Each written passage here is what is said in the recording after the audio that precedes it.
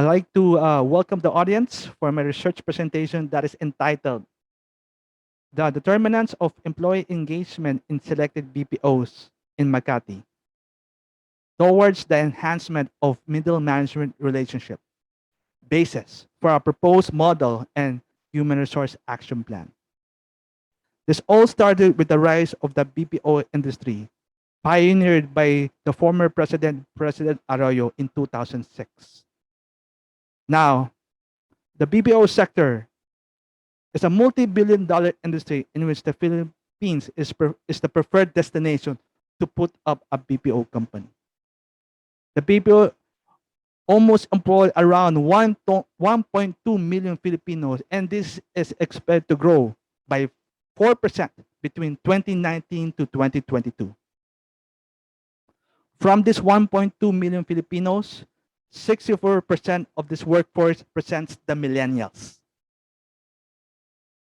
And organization, especially in the BPO company, has struggled to retain skilled workers in their company.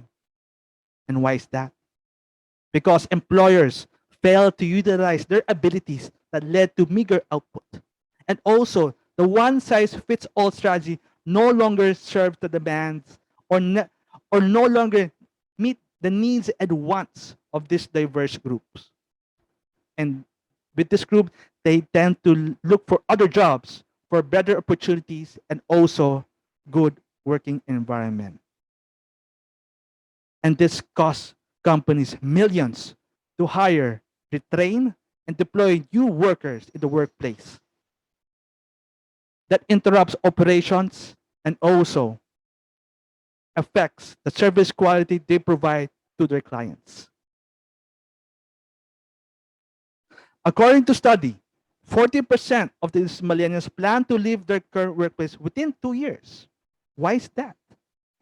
When they did an exit interview, according to Joaquin B., 65% of the respondents stated that they would rather have a new boss than a wage raise. But when they asked their manager in separate why their employees left the organization, the most common response was more money. And you could able to see the discrepancy and disalignment between employer and employee. And that is why the purpose of the research will be whether the determinants of employee engagement have a significant impact on their workforce level of engagement based on their employees' perception towards to their immediate supervisor. Several studies was done before about employee engagement here in the Philippines. 5. Here in our statement of the purpose and hypothesis, I composed 3 of them. The first one is, what is the relationship of the following determinants on employee engagement? And these are employee empowerment, managerial support, open communication, supervisor and result orientation, and managerial coaching. The SOP2 states that to what extent is the level of an employee engagement in terms of absorption, vigor, and dedication. And lastly, for SOP3, what is the significant difference of employee engagement among respondents when grouped according to demographic profile? For the hypothesis, of course, we set as null for hypothesis 1. This represents for SOP3. There is no significant difference among respondents on employee engagement when grouped according to demographic profile. We'll be using a statistical tool that is one-way ANOVA. For hypothesis 2, the determinants do not affect employee engagement, and this represents SOP1, and we'll be using multiple linear regression. Now, let's go for the methodology.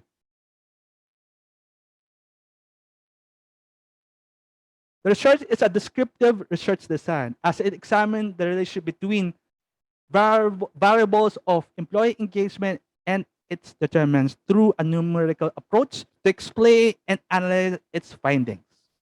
For the research instrument, it will be a survey questionnaire with a 5-point Likert scale adopted from the Utrecht Work Engagement Survey, and the rest of the section focused more on the determinants of employee engagement that was adopted from other study, but revised in which it designed for the study. Meaning, I rephrase the questions in a way that we put the employee in a situation with their supervisor, and they have to evaluate if the supervisor exhibit of the variables that I propose for this study.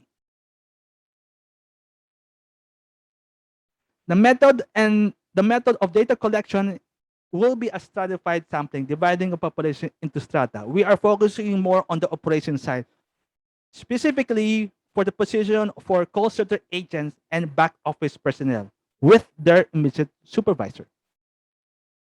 For the local of the study, we are focusing on the MAKATI business district, in which I identified 14 BPO companies. But only 3 out of 14 of them agreed to participate with my survey. Why is that? There are 3 reasons. First reason, because of data privacy. Second, I was asking permission to do a survey with those 11 companies, but that time it was the first quarter of the year. It was tax season, and they don't have time to accommodate me for my request. And lastly, of course, the reason why I arrived 3 out of 40 because of the lockdown on March. For this, I deploy 100 survey per company, and that's a total of 300. And I expect to retrieve them also 300. But in the retrieval of the answer questionnaire, only 259 out of 300 were valid. But what happened with the 41 survey questionnaire? Because some of them wasn't able to answer by the respondent. Some of them, I've noticed that the answer of the respondent, they answer all 5, and the others like all 1, and that's automatic invalid. And the other things, some question wasn't retrieved at all. That's why I arrived around 259. So I encode these results, and I hire a statistician, and let us go to the results. We'll start more on the descriptive analysis. What is the composition of the demographic? A typical respondent in the study is aged between 25 to 34 years old. The gender is almost evenly split, with 129 and 130 for males and females respectively. The majority of respondents also are at least graduate with a bachelor's degree. The majority of respondents are single, lastly. Most of them happen to have been working with the company between 1 to 5 years already. For the effects of the determinants of employee engagement, all the determinants of employee engagement receive a mean rating that equate to moderate effect.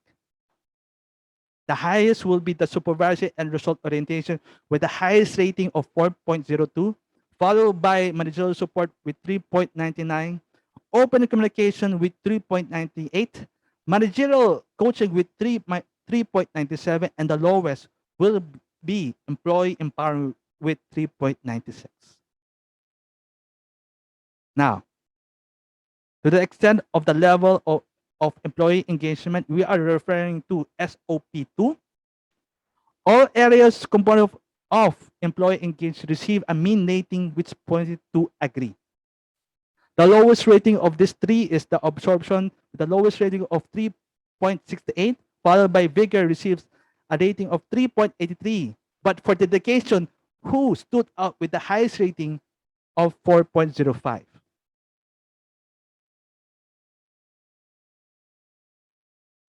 Now, let's move on with the inferential statistical analysis.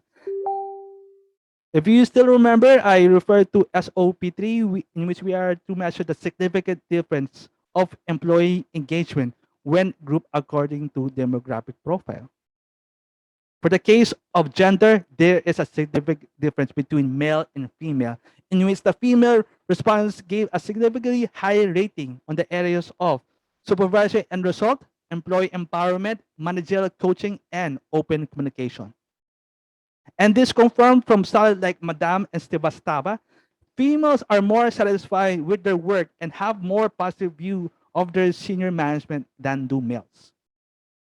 This affirmed the study with Sankar. He cited that female workers are relatively more productive and also possess better employee empowerment than their male counterpart. But this is in contrast in which I mentioned on the RL from the study of Montalbo and Agong, in which when it comes to male, they experience more engagement than their female counterpart because of the nature of the task that they are assigned to. On the continuation of the significant difference, marital status show a significant difference, that the respondent perception on bigger. And this confirmed with the study with the, according to De Leggero and Aguador, based on the result, married employees have a significantly higher dedication to work compared to this unmarried due to their more matured role and responsibility over their families. In this case, dedication focus on commitment and loyalty to organization. But here in vigor, there is more about enduring on difficult tasks they are assigned to them because they have to think about their family with this new normal. And the rest of the demographic profile, like age, education, and service, there is no significant difference. Here, we are referring here on SOP1, and I mentioned on hypothesis 2, we'll be using the multiple linear regression, in which there is a significant effect on the determinants of employee engagement towards the level of engagement of employees. How do we know that? The rule of the multiple linear regression, it is significant if it's lower than 5% of its significance level. Here, we could see here that it is lower of 5%, and it is significant. And 45% of its data or its variation in employee engagement can be explained by these three determinants, and that is supervisory and result orientation, employee empowerment, and open communication.